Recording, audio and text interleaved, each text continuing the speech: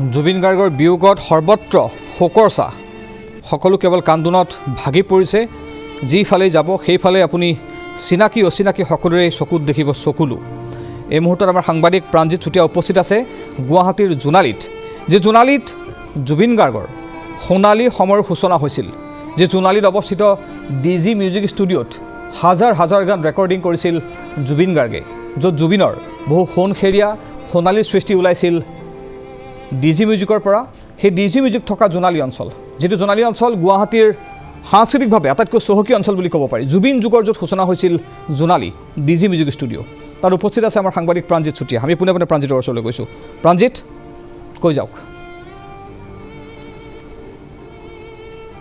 স্বাভাৱিকতে আপুনি যিখিনি কথা উপস্থাপন কৰিলে জোনালীয়ে জন্ম দিছিল এগৰাকী জুবিন গাৰ্গক জোনালীয়ে জুবিন গাৰ্গক গঢ়ি তুলিছিল অসমবাসীৰ বাবে অসমীয়াৰ বাবে অসমীয়া স্বাভিমানৰ বাবে আৰু সেইগৰাকী জুবিন গাৰ্গ আমাৰ মাজত নাই এটা অসহনীয় দুখ এটা মৰ্মবেদনা বুকুত কঢ়িয়াই এইসকল গুণমুগ্ধই এতিয়া তেওঁৰ জোনালীস্থিত যি ষ্টুডিঅ' আছে ষ্টুডিঅ'ৰ বাহিৰ ভাগত এনেধৰণে তেওঁলোকে আহিছে আৰু প্ৰতিগৰাকীয়ে এতিয়া তেওঁলোকে প্ৰকাশ কৰিছে কাৰণ জুবিন গাৰ্গ বুলি ক'লেই যি সত্তা জুবিন গাৰ্গৰ যি ব্যক্তিত্ব সেই ব্যক্তিত্বক এনেধৰণে এতিয়া তেওঁলোকে এবাৰ হ'লেও সোঁৱৰিছে এইখন জোনালীস্থিত ষ্টুডিঅ' সমান্তৰালভাৱে তেওঁ ইয়াতেই থাকে আৰু এইটো ঘৰৰ পৰাই তেওঁৰ ছিংগাপুৰলৈ বুলি ওলাই গৈছিল সেইদিনা আৰু এই ঘৰটোৰ পৰাই শেষবাৰৰ বাবে তেওঁ ইয়াতে স্পৰ্শ কৰি তেওঁ ওলাই গৈছিল আৰু ওলাই যোৱা জুবিন গাৰ্গ আৰু নাহিল মই দেখুৱাইছোঁ শোকত ভাগি পৰিছে এইসকল যুৱক যুৱতী এইসকল গুণমুগ্ধই এতিয়া জুবিন গাৰ্গৰ যি খবৰ সেই খবৰ পাই সকলোৱে এতিয়া শোকত ভাগি পৰিছে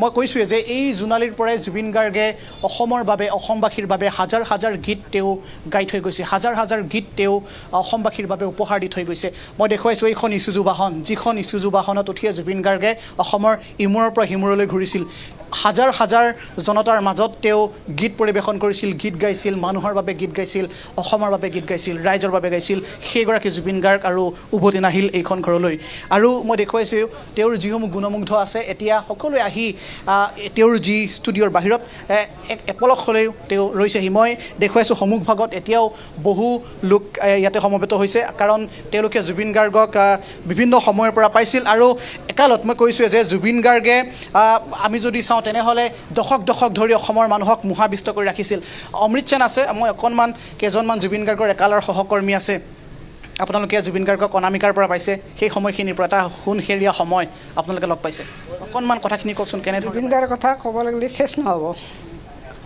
ইমান কথা ক'ব গ'লে চেছ নহ'ব কিন্তু আমি একদম একেলগে তেতিয়া খোৱা লোৱাৰ একো নাই একেলগে এই সৰু কেণ্টিন এখন আহিছোঁ ষ্টুডিঅ'ত তাতে খাই তাতে থাকাটো তাতে জুবিনদাৰ আৰম্ভণিত মই পিছত পোৱা নাই মই আৰম্ভণিত আছিলোঁ 95-94 মানত না ষ্টুডিঅ' 93 আৰম্ভণিত একদম আৰম্ভণিত আছিলোঁ তেতিয়া জুবিনদাৰ গাড়ী নিজৰ নাই জুবিনদাৰ এখন ষ্টুডিঅ'ৰ এখন ফিয়েট গাড়ী আছিলে ফিয়েটখন মই চলাইছিলোঁ তেতিয়া ফুট গিয়াৰ আছিল মানে হেণ্ড গিয়াৰ আছিলে গিয়াৰটো গাড়ীখনৰ ৰিপেয়াৰিং কৰিবৰ সময় নাই তাৰমানে কেছেট মানে ইমানেই কেছেট চেল হয় কেছেট দিবৰ কাৰণে কেতিয়াবা পুটিং লগাই ৰং কৰিবৰ সময় নাই মানে গাড়ীখন পল্টন বজাৰ ফেঞ্চি বজাৰত চবতে সোমাব লাগে দাগী হয় গাড়ীখন মানে ৰং কৰিবৰ সময় নহয় সেনেকৈ আৰম্ভণিৰ কথা কৈছোঁ মই পিছততো আৰু আমি চবেই আৰু কেছেটটো লাহে লাহে নোহোৱা হোৱাৰ পিছত আমি আৰু চবেই কিছুমানে ষ্টুডিঅ'ত যিবিলাক এইবিলাকে চব কাম কৰিছিলে এতিয়া নিজে নিজে কিছুমান গাড়ী চলাইছে কোনোবা কিবা কৰিছে মুঠতে তথাপি আমি জুবিনদাক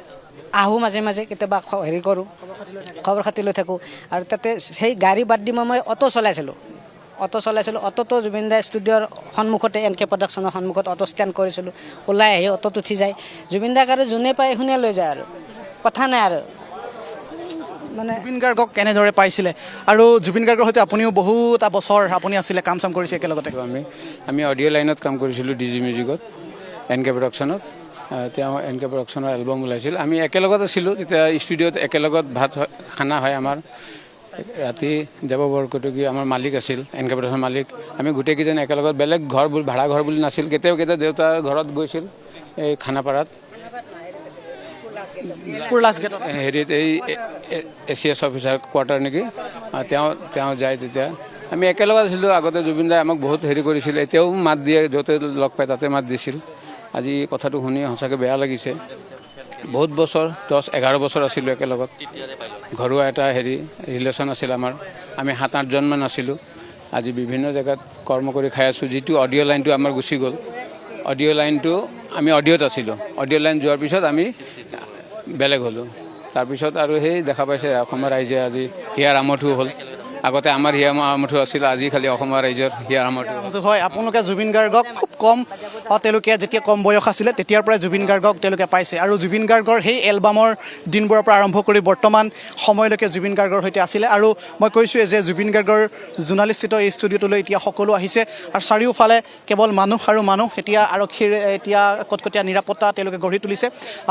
মই কৈছোঁৱে যে জুবিন গাৰ্গ বুলি ক'লে এটা সত্তা, জুবিন গাৰ্গ বুলি ক'লে এটা অসমৰ মানুহৰ বাবে স্বাভিমান আৰু সেইকাৰণে এইসকল এতিয়া যুৱ প্ৰজন্মই জুবিন গাৰ্গৰ সেই সময়খিনিত আহিছে। অকণমান কথা পাতোঁ। জুবিন গাৰ্গ বুলি ক'লে এটা আমাৰ বাবে স্বাভিমান। হয়, আজি এনে এটা খবৰ, এইটো এটা বৰ দুখৰ খবৰ অসমবাসীৰ কাৰণে, আমাৰ নৰ্থ ইষ্টৰ কাৰণে অতিকৈ দুখৰ খবৰ। আমি এতিয়া য়ং জেনেৰেশ্যন এটা কথা আলোচনা কৰিছোঁ। দাদাটো যি হ'ল, দাদা আত্মাই চিৰ শান্তি পাওক। আমি চৰকাৰক এটা অনুৰোধ জনাব বিচাৰিছোঁ যে গুৱাহাটীৰ মাজমজিয়াত দাদা এটা মূৰ্তি লাগে, প্ৰতিমূৰ্তি, যাতে আমি দাদাক যেতিয়াই গ'লেও মানুহৰ মাজত যে জুবিন দা নাই এই অনুভৱটো আহিব নালাগে। আমি চৰকাৰক এই নিউজ চেনেলৰ দ্বাৰা আমি আহ্বান কৰিছোঁ, আমি সকলো আহা বন্ধুসকল আমি সকলো আহ্বান কৰিছোঁ দাদাৰ এটা মূৰ্তি লাগে, যাতে গুৱাহাটীৰ মাজমজিয়াত যাতে আমি যোনেই নহওক কিয়, অসমত যোনেই নসোমাওক, ক'ত সোমাই জুবিন দাৰ জেগাত সোমাইছে। তো জুবিন দাক আমি জীয়াই ৰাখিম, কেনেকৈ ৰাখিম? তেওঁৰ গানেৰে। তেওঁ গান গাই গাই ঢুকাই গ'ল, কিন্তু তেওঁ যদি ঢুকাইছে তেওঁৰ অকল নচৰ দেহটোৱে ঢুকাইছে। তেওঁৰ গীত অমৰ হৈ থাকিব। ৰাতিপুৱা শুই উঠাৰ পৰা হৰি নামৰ পৰা এই ৰাতি শোৱাৰ গীতটোলৈ জুবিন দাৰ গীতেৰে গোটেই মানুহৰ জীৱন আৰম্ভ হৈছে। জুবিন দা জীয়াই থাকিব। আৰু আমাক এইটোৱে অনুৰোধ কৰিছোঁ আমি মুখ্যমন্ত্ৰী মহোদয়ক যে ধৰা হওক আমাৰ যি দিছপুৰতে হওক চেণ্ট্ৰেল জেগাত দাদাৰ এটা প্ৰকাণ্ড বিশাল মূৰ্তি, অলপ মূৰ্তিটো এনেকুৱা হ'ব লাগে শুবও জুবিন দা, যাতে মানুহে ক'ব জুবিন দা আছে, আমাৰ সাহস, অসমৰ সাহস। গতিকে এইখিনিয়ে, জুবিন দা সদায় অমৰ হৈ থাকক আমাৰ মাজত, এইখিনিয়ে। এতিয়া এনেধৰণেই বহু লোক আহিছে, বহু লোকে তেওঁলোকে আশা প্ৰকাশ কৰিছে, বহু লোকে দুখ প্ৰকাশ কৰিছে, বহুতে কান্দিছে। আৰু আমি দেখুৱাইছোঁ যে এই সময়খিনিত বহু মানুহ আছে ইয়াত, মোৰ পাছফালে চাৰিওফালে বহু মানুহ আছে, কিন্তু সকলো নিস্তব্ধ, সকলো নীৰৱতা। কাৰণ জুবিন গাৰ্গক সকলোৱে মনে প্ৰাণে ভাল পাইছিল, জুবিন গাৰ্গক সকলোৱে হৃদয়ৰ পৰা ভাল পাইছিল আৰু জুবিন গাৰ্গ সকলোৰে অভিন্ন বন্ধু। জুবিন গাৰ্গে প্ৰতিজন মানুহৰ মনৰ কথাবোৰ বুজি পাইছিল। জুবিন গাৰ্গ সেয়েহে প্ৰতিজনৰ বিপদৰ সময়ত জুবিন গাৰ্গ আহিছিল আৰু সেয়ে সকলোৱে জুবিন গাৰ্গক প্ৰজন্ম ধৰি খামুচি ৰাখিছিল, জুবিন গাৰ্গক আগুৱাই লৈ গৈছিল। জুবিন গাৰ্গেও সকলোকে ভাল পাইছিল। এনে এটা সময়ত, এনে এটা পৰিৱেশত এতিয়া সকলোৱে শোকাকুল এটা পৰিৱেশ। কিছু লোক আছে, সকলোৱে আচলতে ক্ষোভ প্ৰকাশ কৰিছেই, কাৰণ জুবিন গাৰ্গৰ এই যিটো সময়, যি দুসময়, সেই দুসময়ক লৈ এতিয়া কোনেও আচলতে কল্পনা কৰিব পৰা নাই। কাৰণ জুবিন গাৰ্গে অসমত থকা হ'লে, কোনোবাই ভাবিছে অসমত থকা হ'লে হয়তো জুবিন গাৰ্গ সুস্থ হৈ থাকিলহেঁতেন। সেই বাহিৰত যোৱাৰ বাবে জুবিন গাৰ্গ আজি মৃত্যুক আঁকোৱালি ল'ব লগা হৈছে।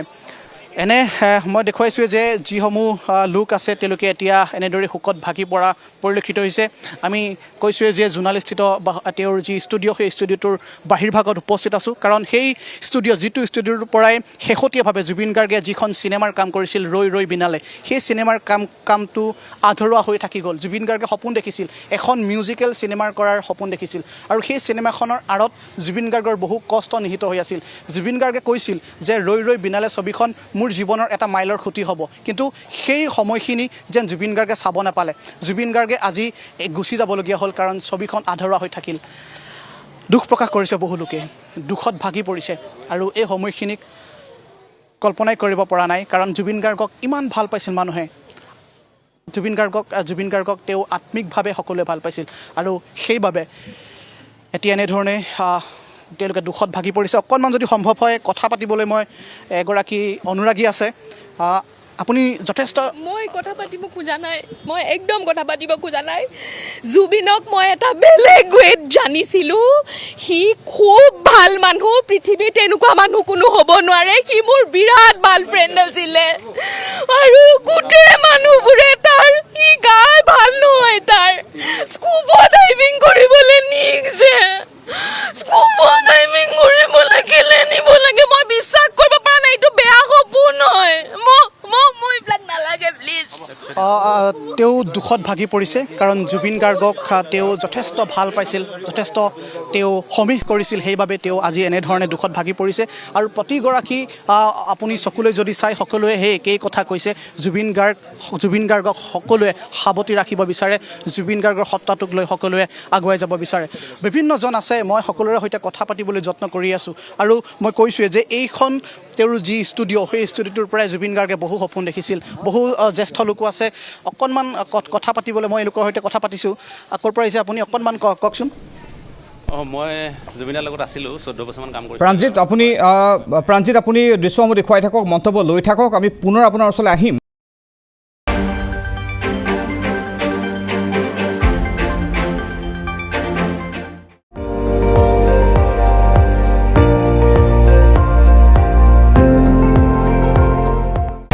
আপুনি চাই আছে ND24, সৰ্বশ্ৰেষ্ঠ নহয় সৰ্বোত্তমৰ দৌৰ।